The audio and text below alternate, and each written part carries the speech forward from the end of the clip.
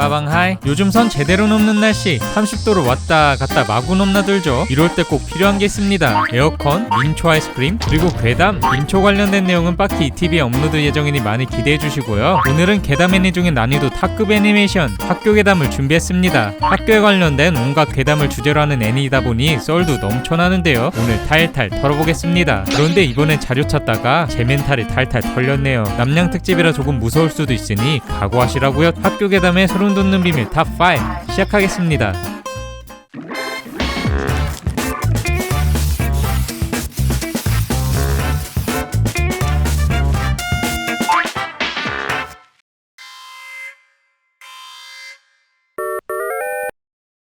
때는 2002년 투니버스의 그 찬란했던 황금기를 시작한 작품 학교 괴담. 어머니를 여인 혜민의 가족이 시골로 내려오면서 이야기는 시작되는데요. 문제는 전학온 학교 뒷산의 택지 개발로 신사가 파헤쳐졌다는 것. 거기에 봉인되어 있던 악령들이 모두 풀려나며 사람들을 해치고 요괴일기의 도움으로 악령들을 다시 봉인해 나간다는 스토리입니다. 스토리만 봤을 땐 평범한 모험 애니 같지만 이런 장면 아동용 애니라고는 보기가 어려울 정도의 수위로 많은 아이들을 공포에 떨게 했죠. 다들 학교 괴담 보고 화장실 못 간 기억 있잖아요. 아, 나만 그랬다고? 애니웨이, 해골은 심심하면 등장하고 시체 썩은 모습에 목 잘린 모습까지. 작화도 쓸데없이 고퀄이라 더더욱 무섭죠. 그런데도 시청률이 꽤나 쏠쏠한지 웬만하면 재방 따위는 안 하는 투니버스도 올해까지 재방을 할 정도로 인기 있는 작품입니다. 이렇게 인기가 있는 이유는 작화도 작화지만 다양한 귀신들 덕분인데요. 인명견, 하나코, 여우계단, 각종 지방령, 지곡터널의 악령 등 우리에게 익숙한 학교 귀신들을 종합 선물 세트로 볼 수 있기 때문이죠. 또한 각 귀신의 서사도 탄탄해서 스토리 보는 재미도 쏠쏠합니다. 이렇게 스토리가 뒷받침될 수 있었던 이유는 동명의 소설을 원작으로 하기 때문. 학교 괴담은 90년대 초에 발간을 시작한 괴담집으로 한 시대를 풍미한 베스트셀러입니다. 우리나라의 공포특급 시리즈 등 괴담집 유행을 이끌었죠. 밤 12시가 되면 이순신 동상이 움직인다. 밤에 화장실에 들어가면 빨간 유지 줄까 파란 유지 줄까라고 물어보는 귀신이 출몰한다. 분신사바 주문을 외우면 귀신이 종이에 대답을 한다 등. 학교 다니면서 이런 괴담들 한 번쯤은 들어보셨을 텐데요. 대부분 이 괴담집 속 이야기를 기반으로 하고 있죠. 이처럼 높은 인기로 본국은 물론 우리나라 교실까지 큰 영향을 끼친 학교 괴담. 인기가 있다면 당연히 거쳐야 할 관문이 있죠. 바로 실사화. 빠방이들은 학교 괴담 실사 작품이 있다는 걸 아셨나요? 이게 그 포스터입니다. 1995년 그의 흥행순위 4위를 차지하며 4편까지 개봉한 인기 시리즈이죠. 영화 시리즈의 대응행 덕분에 애니메이션이 제작되었다는 사실. 1998년 개봉작인 하나코도 이 시리즈에서 파생되었죠. 애니에서 나왔던 귀신들이 총출동하는데요. 동심이 파괴될 수 있으니 영화 감상은 고민해보세요. 학교 괴담을 보다 보면 오는 특이점. 하루가 멀다 하고 목숨을 위협하는 귀신들이 튀어나오는 지옥의 학교. 노트를 달달 외워도 모자랄 판에 혜미는 예습한 적이 한 번도 없죠. 항상 귀신이 난리를 쳐야 그 앞에서 노트를 뒤적거립니다. 노트에 떡하니 있는데 알아보지 못하는 것도 부지기수이죠. 저도 예습 복습 제대로 안 해서 할 말은 없습니다만 공부하세요. 그리고 분위기 반전. 지금부터는 무서운 얘기입니다. 진짜 특이점은 따로 있는데요. 악령들을 없애지는 않고 봉인만 시킨다는 점이죠. 한국 귀신 영화에서는 꼭 마지막에 귀신이 사라지거나 성불을 하는데 왜 여기 귀신들은 봉인만 할까요? 한국과 일본 귀신엔 큰 차이가 있습니다. 먼저 한국 귀신의 특징을 한 단어로 표현하자면 바로 한. 억울하게 세상을 떠난 영혼이 이승을 떠돌면서 귀신이 되는 건데요. 복수를 하거나 원한을 풀어주면 성불하는 게 주된 스토리죠. 우리나라 공포 영화들을 보고 나면 슬픈 이유가 귀신들의 안타까운 사연 때문입니다. 이처럼 한국 귀신은 명확한 목적이 있고 그 목적인 원한을 풀어주면 사라지는데요. 일본 귀신은 그렇지 않습니다. 원한의 주체가 불분명하며 오로지 사람을 해하는 것만이 목적이죠. 주온이 처음 개봉했을 때 왜 저기 귀신들은 여기저기 나타나서 아무 사람이나 해치지? 별 스토리 없이 귀신만 주구장창 나온다는 호평이 많았는데요. 사실 일본 귀신의 특성을 가장 잘 보여준 영화라고 볼 수 있습니다. 이런 특성은 일본의 지리적 특성에 기인합니다. 틈만 나면 지진,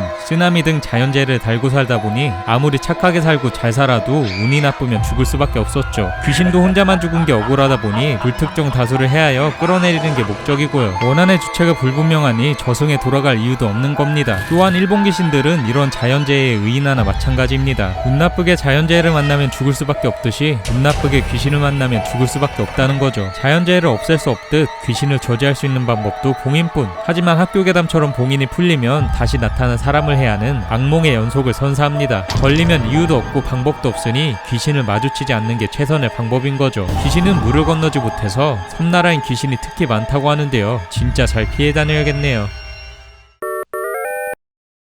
학교 괴담 에피소드 중 가장 유명한 에피소드는 뭘까요? 빨간 유지, 하나코, 아마 빨간 마스크일 겁니다. 한밤중에 마스크를 쓰고 돌아다니는 여자가 있다면 반드시 피해라. 그 여자는 입이 귀까지 찢어져 있는 악귀이다. 그 귀신이 마스크를 벗고 예쁘냐고 물어보면 모르겠다고 대답해라. 예쁘다고 대답하면 너도 똑같이 만들어준다며 입을 찢을 것이다 라는 괴담인데요. 당시 일본에서는 이 괴담을 듣고 겁먹은 아이들이 집 밖에 나가는 것을 거부해 사회적 문제까지 됐다고 합니다. 물론 우리나라에도 모르는 사람이 없을 정도로 알려진 괴담이라 그런지 엄청난 기대를 모은 에피소드인데요. 3화에서 방영이 될 예정이었으나 별 해명 없이 방영이 취소되었죠. 2화 마지막에 예고편까지 나왔는데 방영 2화 만에 1, 2화 특집편이 방송되는 기묘한 일이 발생했습니다. 여기에는 많은 썰이 있는데요. 첫째, 제작조차 되지 않았을 것이다. 그렇게 한 스토리 극 초반부인데다가 메인 주인공인 마리아의 서사가 풀릴 중요한 에피소드였습니다. 또한 엔딩곡에도 빨간 마스크가 등장하는 걸 봤을 땐 가능성이 적어 보이죠. 둘째, 구승구계열이라는 질환을 앓고 있는 환자 또는 단체에서 항의가 왔을 것이다. 비교적 신빙성이 있는 썰이지만 그 전에 개봉한 영화판에서는 빨간 마스크가 떡하니 등장하고요. 제작진에서 정확히 밝힌 적은 없으니 애매합니다. 셋째, 너무 잔인해서 삭제된 것이다. 이 썰도 비교적 신빙성이 있는데요. 학교 괴담이 극악의 수위를 자랑하지만 어린 연령층 타겟의 애니이다 보니 학생들이 직접 피해를 당하는 모습은 거의 등장하지 않습니다. 당한다고 해봤자 놀라서 입원한다거나 가벼운 타박상 정도이죠. 하지만 빨간 마스크 편은 배경이 양호실이기도 하고 일본에서 유출된 3화 대본에도 피해 장면이 묘사되어 있죠. 과연 어떤 내용이었을까요? 어느 날 리안에 반 학생 2명이 입이 찢어진 채로 세상을 떠납니다. 범인으로 양호실에서 마스크를 쓰고 일하던 리아가 지목되는데요. 인상착의도 비슷하다고 소문이나 리아는 공경에 빠집니다. 그러던 중 리아 앞에 진짜 빨간 마스크가 등장. 자신이 예쁘냐고 물어보죠. 예쁘다고 얘기하면 당할 것을 안 리아는 예쁘지 않다고 소리치고 그때 해미랭이 등장해 구해주는 걸로 끝이 납니다. 공식 스토리는 공개된 바가 없지만 폰트의 귀신도 리아와 비슷한 걸 봤을 때 연관된 이야기가 있을 것 같은데요. 방영 불발 이유가 어찌됐든 나오지 않아서 아쉽습니다.